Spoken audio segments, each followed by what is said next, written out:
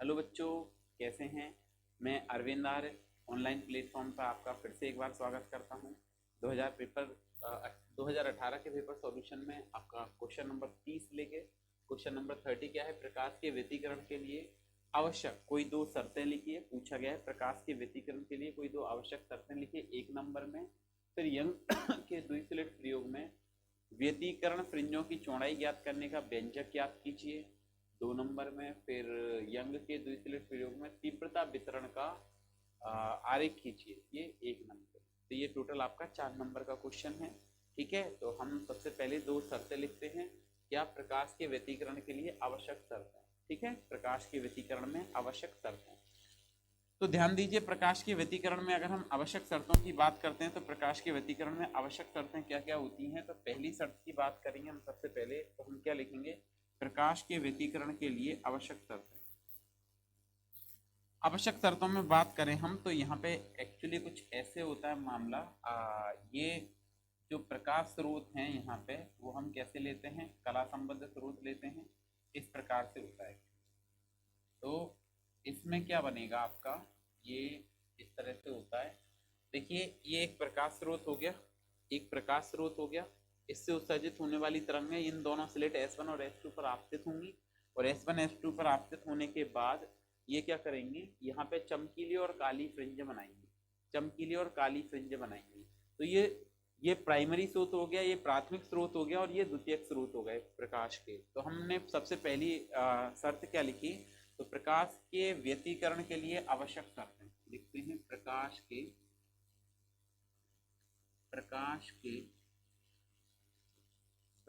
के व्यतिकरण के लिए प्रकाश के व्यतिकरण के लिए आवश्यक शर्तें, प्रकाश के व्यतिकरण के लिए आवश्यक शर्तें।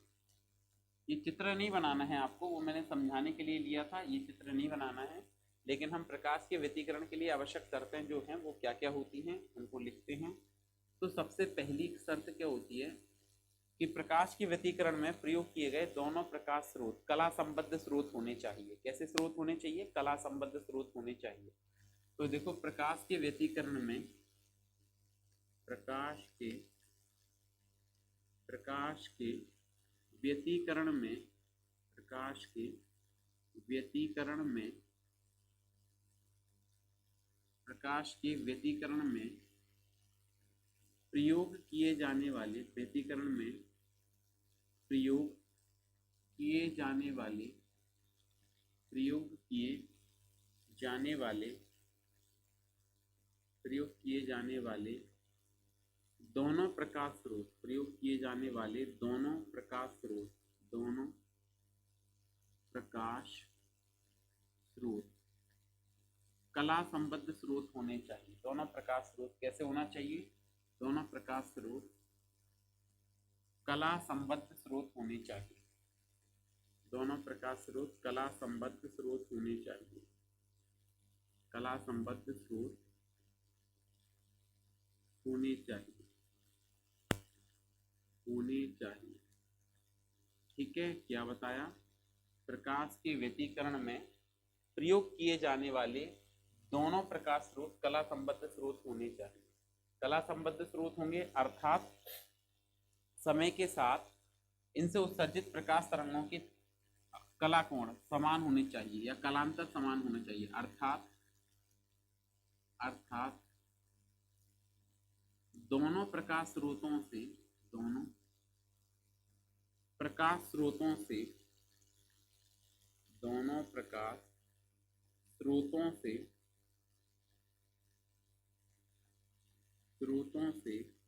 उत्सर्जित दोनों प्रकाश स्रोतों से उत्सर्जित होने वाली दोनों प्रकाश स्रोतों से उत्सर्जित होने वाले प्रकाश की आवृत्ति उत्सर्जित होने वाले प्रकाश तरंगों के मध्य उत्सर्जित होने वाले प्रकाश तरंगों के मध्य प्रकाश तरंगों के मध्य कला कोण नियत रहना चाहिए। कला कोण, या आप कला कोण की जगह दोनों प्रकाश तरंगों के मध्य कालांतर लिख दें। कला कोण से बढ़िया क्या लिख दें? कालांतर। कालांतर नियत रहना चाहिए। कालांतर नियत रहना चाहिए। कालांतर नियत रहना चाहिए। पहली स्थिति क्या बताया?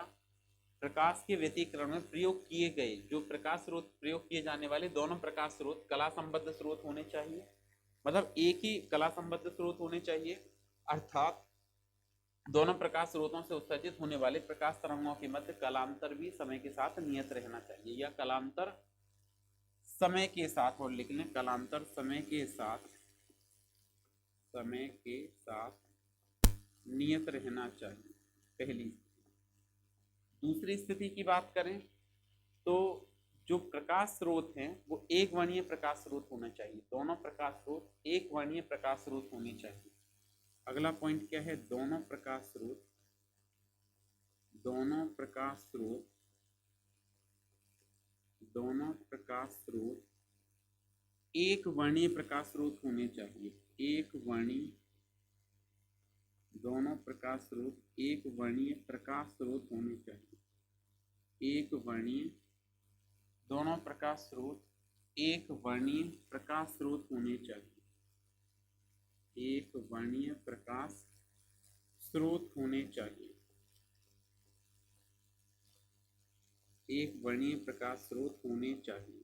अर्थात एक वर्णीय होंगे तो हम क्या कह सकते हैं? अर्थात उनकी आवृत्ति नियत रहना चाहिए। आवृत्ति, दोनों प्रकाश स्रोतों की जो आवृत्ति है और जो तरंग दैर्घ्य है वो लगभग समान होनी चाहिए। ठीक है, तो दोनों प्रकाश स्रोतों के लिए हम क्या कह सकते हैं कि जो आवृत्ति है और जो तरंग दैर्घ्य है वो क्या होनी चाहिए? समान होनी चाहिए। ठीक है, तो दोनों प्रकाश स्रोत एक वर्णीय प्रकाश स्रोत होने चाहिए, अर्थात प्रकाश तरंगों की, प्रकाश तरंगों की, तरंगों की आवृत्ति, प्रकाश तरंगों की आवृत्ति एवं आवृत्ति अथवा तरंग दैर्घ्य, अथवा तरंग दैर्घ्य, आवृत्ति अथवा तरंग दैर्घ्य समान होनी चाहिए। तरंग दैर्घ्य समान होनी चाहिए, समान होनी चाहिए। ठीक है, ये आपके लिए कंडीशन हो गई। ये चित्र नहीं बनाना है, फिर से बताऊं, चित्र आपको समझाने के लिए बनाया गया है। ठीक है, तो ये आपका प्रकाश के व्यतिकरण के लिए आवश्यक शर्त हो गई। ये एक स्रोत हो गया, इससे जो प्रकाश जाएगा ये दो स्लेटों को प्रकाशित करेगा। S1 और S2 प्रकाशित होने के बाद ये केंद्रीय चमकीली फ्रिंज बन जाएगी। यहाँ पे कैसी फ्रिंज बनेगी? केंद्रीय चमकीली बनेगी। और उसके बाद जो है वो कैसी बनेगी? यहाँ पे केंद्रीय चमकीली बनेगी, फिर काली बनेगी, फिर चमकीली, फिर काली, एकांतर क्रम में काली चमकीली फ्रिंज ऐसे बनती जाएगी। अब अगर आपसे आगे पूछा था कि फ्रिंज चौड़ाई का सूत्र ज्ञात करना है, किसका सूत्र ज्ञात करना है? फ्रिंज चौड़ाई का।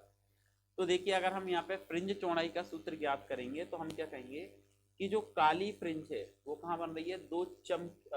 जो एक चमकीली है वो दो काली फ्रिंजों के बीच में बन रही है। तो हम क्या कहेंगे? दो क्रमागत काले फ्रिंजों के बीच की दूरी फ्रिंज चौड़ाई कहलाती है। इसके लिए चमकीली फ्रिंज के लिए, चमकीली फ्रिंज की फ्रिंज चौड़ाई क्या कहलाएगी? दो क्रमागत काली फ्रिंजों के बीच की दूरी फ्रिंज चौड़ाई चमकीली फ्रिंज की चौड़ाई कहलाती है, या दो क्रमागत प्रदीप्त फ्रिंजों के बीच की दूरी फ्रिंज चौड़ाई कहलाती है। अब दो प्रदीप्त फ्रिंजों के बीच की दूरी फ्रिंज चौड़ाई कहलाती है किसके लिए? काली के लिए। चमकीली की बात करें तो दो अदीप्त फ्रिंजों के बीच की दूरी फ्रिंज चौड़ाई कहलाती है किसके लिए? चमकीली फ्रिंज के लिए। तो जो नेक्स्ट क्वेश्चन आपसे इसमें एक नंबर के बाद जो अगला क्वेश्चन पूछा था वो पूछा था कि इसके लिए फ्रिंज चौड़ाई ज्ञात करनी है। क्या ज्ञात करनी है? फ्रिंज चौड़ाई का सूत्र स्थापित करना है। देखते हैं हम जो अगला क्वेश्चन हम इसमें देखेंगे वो क्या था। देखिए, कहा गया था कि प्रकाश के व्यतिकरण के लिए आवश्यक दो शर्तें लिखिए। फिर पूछा था यंग के द्विस्लिट प्रयोग में व्यतिकरण फ्रिंजों की चौड़ाई ज्ञात करने का व्यंजक प्राप्त कीजिए। व्यतिकरण फ्रिंजों की चौड़ाई ज्ञात करने का क्या करना है? हमको व्यंजक ज्ञात करना है।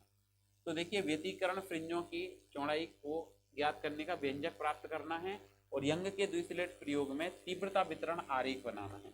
तो देखिए इसमें अगर हम तीव्रता वितरण आरेख बनाएंगे तो देख इस तरह से होगा, इतना आप नोट कर लीजिए। फिर हम इसमें फ्रिंज चौड़ाई का सूत्र ज्ञात करेंगे कि फ्रिंज चौड़ाई हम कैसे ज्ञात कर सकते हैं। ये लिख लिया इतना, ठीक है। अब देखिए फ्रिंज चौड़ाई ज्ञात करने का तरीका क्या है। तो हम ऐसे कह सकते हैं कि हमने ऐसा कहा कि एस एक S1 और S2 दो प्रकाश बिंदु स्रोत हैं, S1 और S2। तो यहाँ पे हमने कहा कि एक प्रकाश स्रोत हो गया ये S1, ये वाला तुम्हारा S1 स्रोत हो गया, और यहाँ के बाद ये दूसरा हमारा S2 स्रोत हो गया प्रकाश का। कैसा स्रोत हो गया ये S1 के बाद ये वाला स्रोत जो है वो प्रकाश का S2 स्रोत हो गया। ये दो स्रोत हो गए प्रकाश के। एक और हम यहाँ पे बना देते हैं, ये S1 हो गया, उसके बाद यहाँ पे कैसा स्रोत हो गया ये S2। ये और एक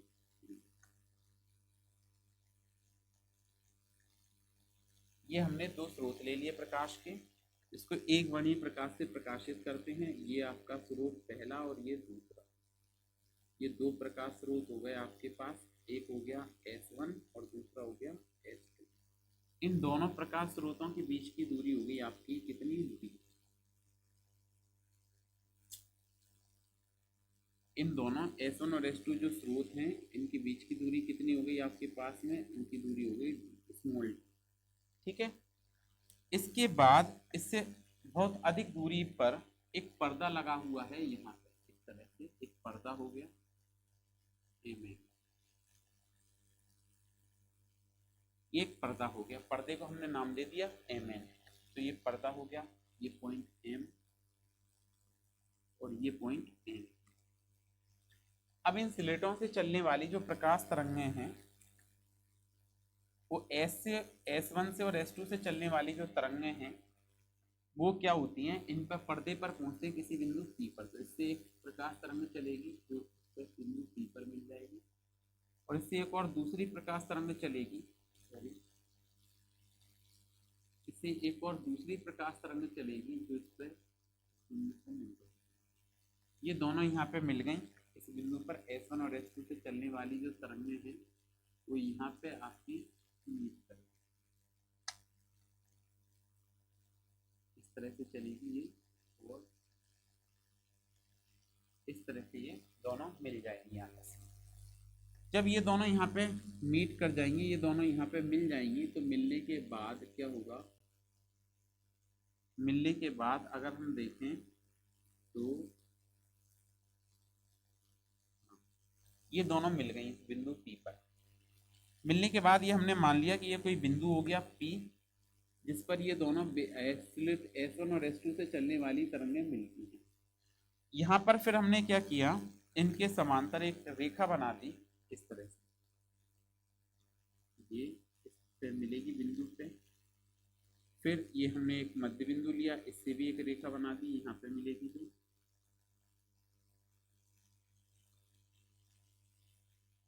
और इससे भी चलने वाली एक रेखा बना देंगे हम जो यहीं पे, ठीक है।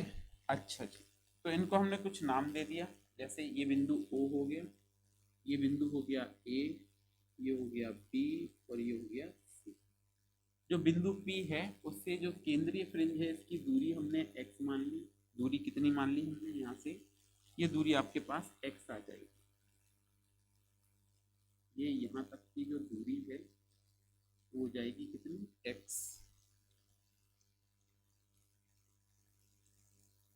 x दूरी, और ये जो दूरी होगी ये हो जाएगी आपकी कितनी, d।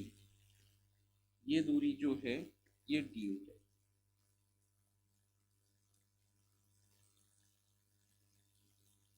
d, ठीक है। अच्छा जी, अब हमको क्या करना है, इसका पथांतर ज्ञात करना है। सबसे पहले पथांतर ज्ञात करने के लिए हमने क्या किया, यहाँ से एक चाप मिला दिया। चाप मिलाएंगे तो हमने इस बिंदु को यहाँ से एक स्पर्श रेखा खींची इस पर चाप बनाने की, ये इसका चाप हो गया, ठीक है, इस तरह से ये चाप मिल गया इसका 90 डिग्री पर। दोबारा ड्रॉ कर देते हैं, यहाँ से हमने एक चाप बना लिया इसको, ये चाप बना दिया और इसको वापस से यहाँ से एक बिंदु P से मिला दिए, वापस यहाँ से भी एक रेखा जो है उसको किससे मिला दिया, इस बिंदु P से मिला दिए, ये मिल जाएगी इस बिंदु P पर। सॉरी,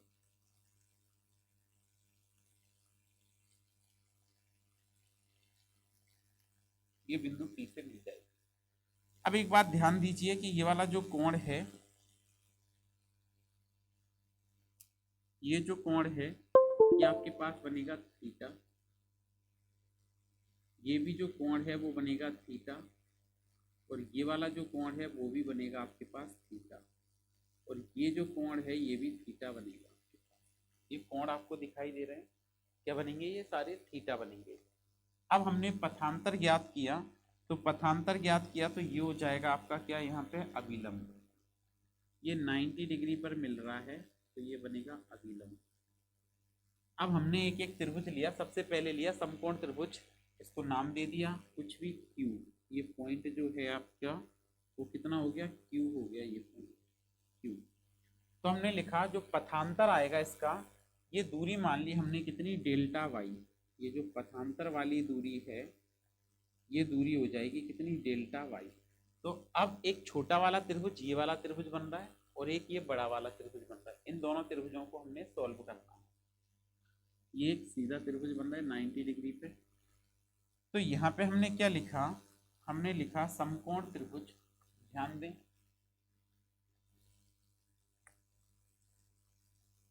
पथांतर के लिए क्या लिखा हमने, तरंगों के मध्य पथांतर, तरंगों के मध्य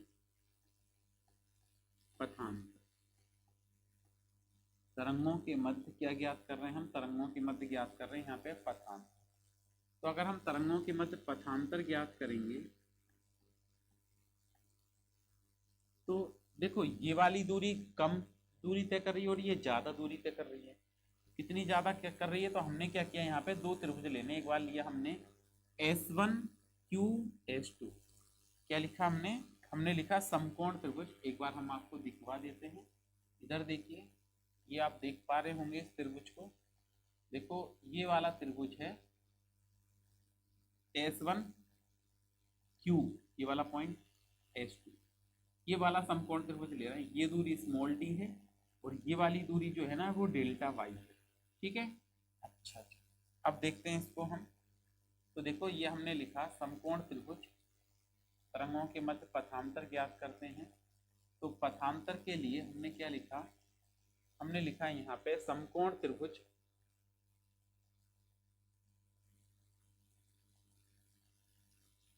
तरंगों के मध्य पथांतर, तरंगों के मध्य पथांतर। देखिए तरंगों के मध्य पथांतर क्या आएगा, तो हमने उसके लिए एक समकोण त्रिभुज क्या बताया, S1Q S2, तो हम लिखेंगे समकोण त्रिभुज S1Q S2 में, ये वाला समकोण त्रिभुज लिया S1Q S2 में, तो आप क्या कह पाएंगे, साइन थीटा बराबर लंब बटे आधा, लंब बटे सॉरी कर्ण, साइन थीटा बराबर क्या हो जाएगा, लंब बटे कर्ण। अब आप इसमें ध्यान दें कि लंब कितना है, तो आपने कोण के सामने वाली भुजा लंब कहलाती है, तो आप लिख पाएंगे उसको डेल्टा वाई बटे कर्ण, कर्ण क्या है, स्मॉल डी। तो साइन थीटा का मान आ गया यहाँ से कितना, साइन थीटा बराबर डेल्टा वाई अपॉन डी, ये पहला समीकरण बन गया। फिर हमने यहाँ पे एक और समकोण त्रिभुज का उपयोग किया, देखिए वो वाला समकोण त्रिभुज क्या है, एक और समकोण त्रिभुज का हम उपयोग कर रहे हैं दूसरा। तो ये दूरी हो गई आपके पास कितनी, कैपिटल डी, और ये हो गई x। तो हमने एक समकोण त्रिभुज लिया OBP, यहाँ पे क्या लिखेंगे, समकोण त्रिभुज, समकोण त्रिभुज O, समकोण त्रिभुज OBP में, ओ बी पी में, ये वाले समकोण त्रिभुज की बात करें कौन से की, ओ बी पी की, कौन सी, ओ बी पी में अगर इस समकोण त्रिभुज की बात करेंगे तो हम लिख पाएंगे यहाँ पे क्या, टेन थीटा बराबर क्या होता है, लंब बटे आधार, लंब बटे आधार, ये फॉर्मूला होता है। तो यहां से हम क्या कर पाएंगे, क्या, टेन थीटा बराबर लंब, लंब देखिए कितना है इसका, तो लंब हो गया आपका x, और आधार कितना है, आधार हो गया d, ठीक है, लंब बटे आधार, लंब कितना हो गया x और आधार हो गया d। फिर हम यहाँ पे आगे क्या लिखेंगे, यदि कोण अल्प हैं, बिल्कुल इन स्लेटों के बीच की दूरी 1 mm होती है तो ये कोण बहुत छोटे बनेंगे। तो देखो हम यहाँ पे क्या लिख पाएंगे इसमें, यदि कोण अल्प हैं, यदि कोण अल्प हैं, यदि कोण अल्प हैं तब, अल्प हैं तब, अल्प कोण के लिए क्या होगा, जो साइन थीटा है वो लगभग बराबर हो जाता है किसके, टेन थीटा के। तो साइन थीटा बराबर टेन थीटा, तो आप यहाँ से लिख पाएंगे डेल्टा वाई अपॉन डी बराबर एक्स अपॉन डी, इसका डी का इधर गुणा कर दो तो ये बन जाएगा क्या, डेल्टा वाई बराबर x small D upon capital D. ये आ जाएगा आपका समीकरण नंबर 3, इसको 2 नाम दे दें तो ये हो जाएगा आपका समीकरण नंबर कितना, 3। ये तीसरा समीकरण हो गया, तीसरा समीकरण हो गया। अब हम आगे बात करते हैं, तो यहाँ पर अब बिंदु P पर चमकीली फ्रिंज बनेगी या काली फ्रिंज बनेगी, इस बात पर निर्भर करती है ये बात कि पथांतर क्या है। बिंदु P पर चमकीली बनेगी या काली फ्रिंज बनेगी, ये पथांतर पर निर्भर करता है। अगर पथांतर लेमडा का समगुणांक है, ठीक है, तरंग दैर्घ्य का समगुणांक है तो चमकीली बनेगी, और विषम गुणांक है तो काली फ्रिंज बनेगी।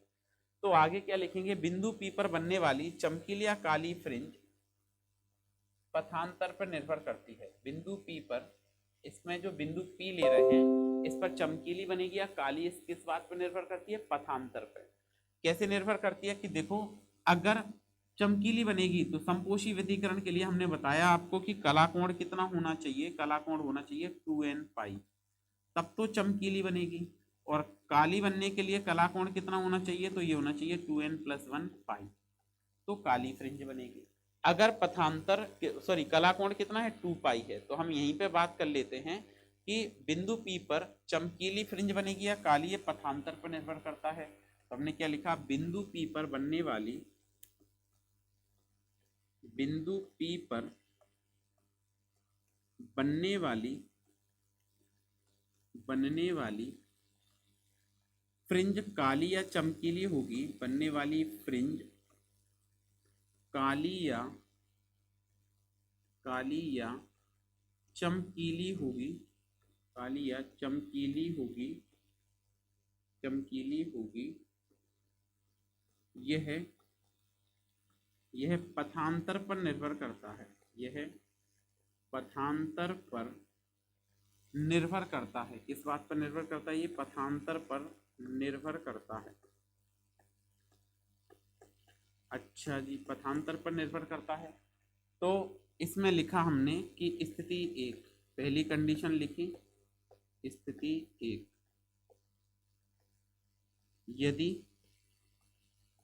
यदि पथांतर डेल्टा वाई बराबर एन लेमडा है, तब बिंदु P पर चमकीली फ्रिंज बनेगी, बिंदु P पर चमकीली फ्रिंज बनेगी, बिंदु P पर कैसे बनेगी, चमकीली फ्रिंज बनेगी। और अगर चमकीली फ्रिंज बनेगी अर्थात हम ये कह सकते हैं, अतः इन दोनों समीकरणों से डेल्टा वाई ये भी है, डेल्टा वाई ये भी है, तो एन भी फ्रिंज की बात कर रहे हैं तो ये एक्स की जगह हम लिख देंगे x n d y capital D equal to n lambda, ठीक है। एन वे की बात कर रहे हैं ना, ये तो हमने कोई एट रैंडम ले ली, कोई फ्रिंज ले ली, लेकिन एन वे कहाँ बनेगी, ये दूरी किसी फ्रिंज के लिए एक्स एन है तो एन वे के लिए क्या हो जाएगी, केंद्रीय फ्रिंज एक्स एन हो जाएगी, उससे एक पहले की क्या होगी, एक्स एन -1, एन वी फ्रिंज बनेगी तो ये दूरी एक्स वाली क्या हो जाएगी, एक्स एन हो जाएगी। तो अब देखो अगर बिंदु पी पर बनने वाली फ्रिंज चमकीली है तो ये x n d by d equal to n lambda, तो यहाँ से एक्स एन का मान ज्ञात करेंगे तो एक्स एन का मान क्या आ जाएगा आपके पास में, ये जाएगा एक्स एन बराबर n lambda capital D by small d. ये तो हो गई कौन सी फ्रिंज, चमकीली। अब केस 2 की बात करते हैं, स्थिति नंबर 2 की बात करते हैं, तो हम लिखते हैं स्थिति 2। स्थिति 2, यदि पथांतर, क्या कहा, यदि पथांतर, यदि पथांतर डेल्टा वाई बराबर 2n plus one, 2n plus one lambda by 2 है, तब बिंदु P पर काली फ्रिंज बनेगी। तब बिंदु P पर, बिंदु P पर काली फ्रिंज बनेगी, काली फ्रिंज, काली फ्रिंज बनेगी। और अगर बिंदु P पर काली फ्रिंज बनेगी तब हम ऐसे कह सकते हैं ये भी पथांतर और ये भी पथांतर, अतः यहां से ऐसा लिखा जा सकता है, क्या, ये भी एन वे के लिए बात कर रहे हैं तो x n d y capital D is equal to क्या बनेगा, 2n plus one lambda by 2।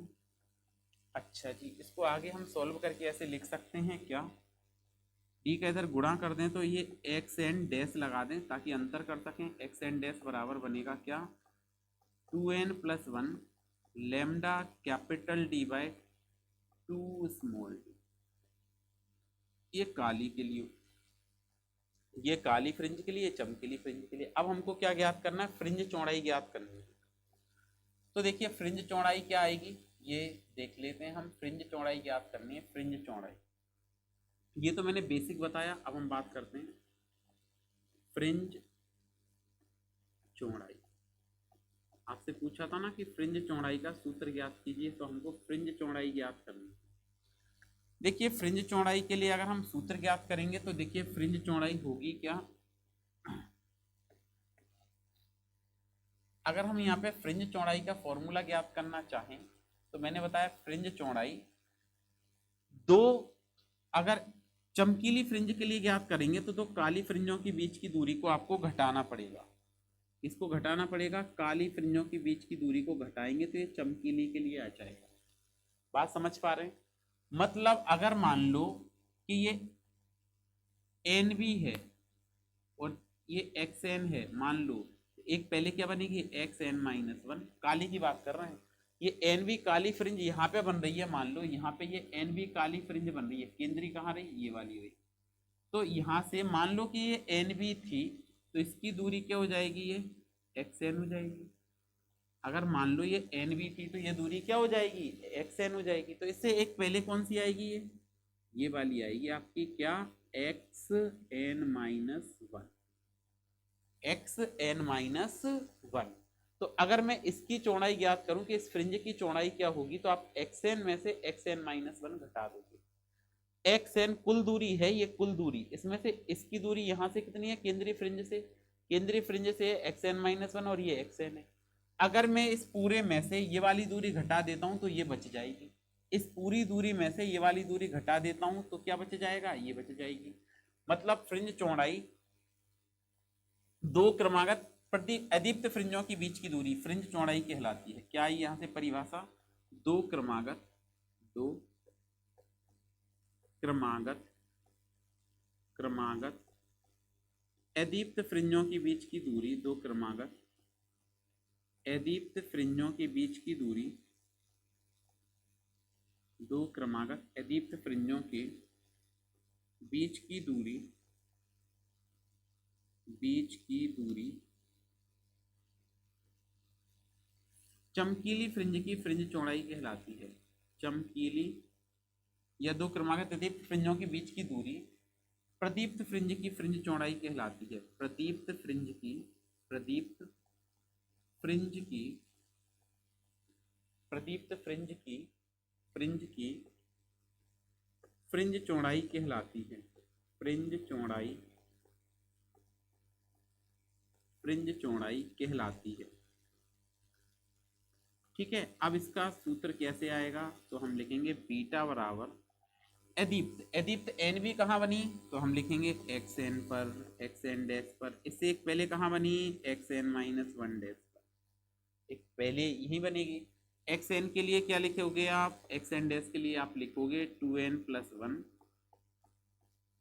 ठीक है, lambda capital D by two small D, minus एक पहले कौन सी आएगी, तो एक पहले आएगी टू, एन की जगह n minus one plus one, ठीक है, lambda capital D upon two small d, ये बन जाएगा।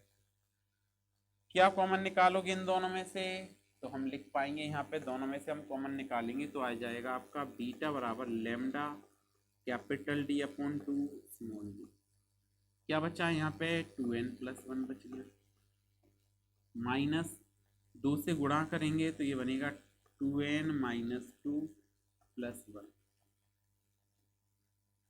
ठीक है, आगे सॉल्व करके लिखें तो यह जाएगा lambda capital D by two small d, यहाँ पे क्या बचेगा टू एन प्लस वन, ये प्लस माइनस का दो प्लस का एक, तो ये बनेगा minus two n minus one, ठीक है। अब देखो आगे बात करेंगे तो ये क्या बन जाएगा, तो बीटा बराबर lambda capital D by two small D बन जाएगा, और यहाँ पे क्या बनेगा टू एन प्लस वन, और ये क्या बनेगा माइनस का टू एन प्लस का वन, ये टू एन से ये वाला टू एन कैंसिल आउट हो जाएगा तो ये दो बच गया, तो बीटा बराबर आ जाएगा क्या, lambda capital D by two small D into two, ये अब दो से दो आप यहाँ से कैंसिल आउट कर सकते हो, तो जो फ्रिंज चौड़ाई आई आपकी वो आ गई कितनी, बीटा बराबर lambda capital D by small d, ये फ्रिंज चौड़ाई है किसके लिए, चमकीली फ्रिंज के लिए, चमकीली फ्रिंज के लिए, चमकीली फ्रिंज के लिए, ठीक है। अब अगर हम आगे ज्ञात करें तो ये तो प्रदीप्त के लिए हो गई, चमकीली के लिए हो गई, अदीप्त फ्रिंज के लिए फ्रिंज चौड़ाई, तो हम लिखेंगे अदीप्त फ्रिंज के लिए, अदीप्त फ्रिंज के लिए, अदीप्त फ्रिंज के लिए फ्रिंज चौड़ाई, अदीप्त फ्रिंज के लिए फ्रिंज चौड़ाई, अदीप्त फ्रिंज के लिए अगर हम फ्रिंज चौड़ाई की बात करेंगे तो क्या होगी, तो हम कहेंगे दो क्रमागत प्रदीप्त फ्रिंजों के बीच की दूरी, क्या लिखेंगे, दो क्रमागत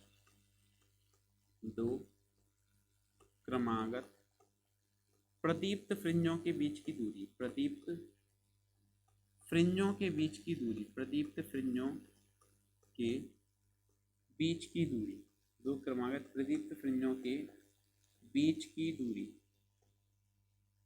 के बीच की दूरी अदीप्त फ्रिंज की फ्रिंज चौड़ाई कहलाती है, अदीप्त फ्रिंज की, अदीप्त फ्रिंज की, अदीप्त फ्रिंज की फ्रिंज चौड़ाई कहलाती है, फ्रिंज चौड़ाई कहलाती है, कहलाती है मतलब क्योंकि जो अदीप्त बनेगी, जो अदीप्त फ्रिंज बनेगी वो दो क्रमागत प्रदीप्तों के बीच में बनेगी, तो हम क्या लिख पाएंगे इसको, देखो कैसे, देखो यहाँ पर जो ये काली फ्रिंज बन रही है दो चमकीली के बीच में बन रही है, जो काली फ्रिंज बन रही है वो तो कैसे बन रही है, दो चमकीली फ्रिंजों के बीच में बन रही है, और अगर ये चमकीली फ्रिंजों के बीच में बन रही है तो एक ये फ्रिंज और एक ये फ्रिंज दोनों के बीच की दूरी ज्ञात करनी पड़ेगी। तो देखो इसके लिए फॉर्मूला जो आया था वो क्या आया था, फॉर्मूला आया था x n equal to n lambda capital D by small d, क्या आया था, n lambda capital D by small d. तो देखो इसके लिए हम क्या लिख पाएंगे, फ्रिंज चौड़ाई का जो फॉर्मूला वो हम लिखेंगे बीटा डैश बराबर एक्स एन माइनस वन, एक पहले x n beta dash x n क्या है, n lambda capital D by small d, यह आया था, क्या आया, n lambda capital D by small d. अभी हमने ये फॉर्मूला ज्ञात किया, क्या ज्ञात किया, देखो n lambda capital D by small d, ठीक है। तो n lambda capital D by small d हमने ज्ञात कर लिया, तो यहाँ पे हम लिखेंगे इसको क्या, n lambda capital D by small d से एक पहले कौन सी बनेगी, तो minus n minus one lambda capital D by small d. क्या कॉमन आ रहा है दोनों में से, तो इसमें से कॉमन आ रहा है lambda capital D by small d, ये कॉमन आ गया, तो एन माइनस वन। इसको सॉल्व करेंगे तो ये बनेगा बीटा डैश बराबर lambda capital D upon small d, और ये n minus n plus one. ये एन से ये वाला एन कैंसिल हो जाएगा, तो ये जो अदीप्त फ्रिंज के लिए आएगा वो आ जाएगा बीटा डैश बराबर lambda capital D by small d. ये फ्रिंज चौड़ाई आ गई किसके लिए, अदीप्त फ्रिंज के लिए, अदीप्त फ्रिंज के लिए, अदीप्त फ्रिंज के लिए। बात समझ में आ गई, तो फ्रिंज चौड़ाई का सूत्र हम ऐसे ज्ञात कर सकते हैं, ठीक है। अच्छा आगे देखें फिर, तो ये फ्रिंज चौड़ाई का आपका फॉर्मूला हो गया। इसके बाद देखो नेक्स्ट क्वेश्चन जो आपसे पूछा गया था इसमें, वो आपसे ये पूछा था फ्रिंज चौड़ाई का व्यंजक ज्ञात कीजिए, यंग के द्विस्लेट प्रयोग में तीव्रता वितरण आरेख बनाइए। कैसा आरेख बनाना है, तीव्रता वितरण आरेख बनाना है। तो अगर हम तीव्रता वितरण आरेख बनाते हैं तो देखिए तीव्रता वितरण आरेख क्या बनेगा, यंग के प्रयोग में तीव्रता वितरण आरेख, हम लिखेंगे यंग के द्विस्लेट प्रयोग में, यंग के द्विस्लेट प्रयोग में, द्विस्लेट प्रयोग में तीव्रता वितरण आरेख, तीव्रता वितरण आरेख, तीव्रता वितरण आरेख। तो ध्यान दीजिए इसमें तीव्रता वितरण आरेख क्या बनेगा यंग के द्विस्लेट प्रयोग में, तो ये बनाना बिल्कुल सिंपल है। तीव्रता वितरण आरेख कैसे बनेगा इस बात का ध्यान दें। देखो अगर हम तीव्रता वितरण आरेख बनाएंगे तो ये हमने एक कॉमन एक्सिस बना दी, ठीक है। अब हमको इसमें तीव्रता वितरण आरेख बनाना है, तो हमने क्या किया, यहाँ से एक इस तरह से वेरिएशन दिखाने के लिए हमने इसके समांतर एक रेखा बनाई, ठीक है। अब आप यहाँ पे ज्यावक्रीय ग्राफ बनाएंगे, इसमें एक कैसा वक्र बनाएंगे, ज्यावक्रीय, इस तरह से चलेगा ये।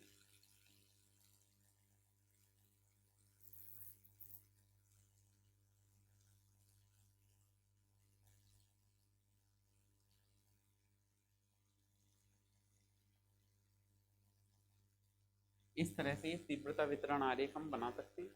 आप 3 ही बना लें, या तो फिर 3 बनाए या फिर 5 बनाए, तो हमने ये 3 बना दिए तीव्रता वितरण आरेख दर्शाने के लिए। देखिए आगे ये आपका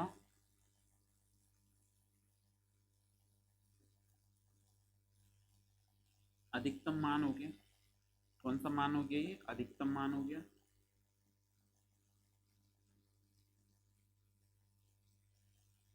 इस तरह से ये गुजरेगा यहाँ से, और इस पर हमने ले ली तीव्रता, तीव्रता आई, ये आई मैक्सिमम को रिप्रेजेंट कर रहा है, आई अधिकतम को। यहाँ पर हम ले रहे हैं मूल बिंदु, और ये हो गया पथांतर, पथांतर इधर की तरफ और इधर की तरफ, इस तरह से। फिर देखिए ये यहाँ तक एक चक्र हो गया, तो ये आप लिख सकते हैं एक चक्र पूरा हो जाता है तो तरंग है लेमडा, यहाँ से चले आधा और यहाँ पे भी एक हो गया, तो ये वाला लेमडा, तो ये पथांतर आगे की तरफ ऐसा चलता जाएगा। ये आपका तीव्रता वितरण, आप और भी बना सकते हैं, कम से कम 5 बना सकते हैं, कोई दिक्कत नहीं, और भी बना दें। ये पथांतर और तीव्रता के बीच में ग्राफ हो गया, ये अधिकतम तीव्रता को व्यक्त कर रहा है। अगर हम यहाँ पे देखें कि माध्य तीव्रता कितनी आएगी, तो ये माध्य तीव्रता के लिए ये वाला बिंदु हमने व्यक्त कर दिया, ये माध्य तीव्रता आ गई, बीचों बीच से आएगी, तो ये माध्य तीव्रता होगी। इसमें अगर हम बात करें तो देखिए यहाँ पर जो अधिकतम तीव्रता है आई मैक्सिमम, यहाँ पर, यहाँ ऐसे लिख सकते हैं, यहाँ जो जो अधिकतम तीव्रता आती है आई मैक्सिमम वो आती है 4I0। जो न्यूनतम तीव्रता आती है आई मिनिमम वो आती है 0। जो औसत तीव्रता आती है आई एवरेज वो आती है 2I0। ठीक है, इस प्रकार से आपको ये तीव्रता वितरण वक्र भी बना देना है। ठीक है, तो ये औसत तीव्रता मतलब आई एवरेज बराबर 2I0 को व्यक्त कर रहा है, और ये मैक्सिमम मतलब 4I0 को व्यक्त कर रहा है, और यहाँ पे ये 0 को व्यक्त कर रहा है। ठीक है, तो इस प्रकार से इसके वक्र बनेंगे। तो आप इतना पढ़ के आइएगा, नेक्स्ट क्लास में फिर से मिलेंगे हम। इससे पहले मैं आपको एक बात और बताना चाहूँगा। देखिए क्या है इसमें, जो ये क्वेश्चन है नेक्स्ट, ये तो हमने ये यंग का द्विस्लिट प्रयोग में तीव्रता वितरण आरेख पढ़ा। अब अगला है कंपन तल तथा ध्रुवण तल की परिभाषा लिखिए। निकोल प्रिज्म द्वारा समतल ध्रुवित प्रकाश प्राप्त करने की कार्यविधि समझाइए और आवश्यक चित्र बनाइए। तो ये आपके 2021 के सिलेबस में नहीं है, इस कारण से इसको हम नहीं करेंगे। ठीक है, तो ये आपका 2018 का पेपर कंप्लीट। अब हम नेक्स्ट पेपर सॉल्व करेंगे, फिर मिलते हैं नेक्स्ट क्लास में। Thank you.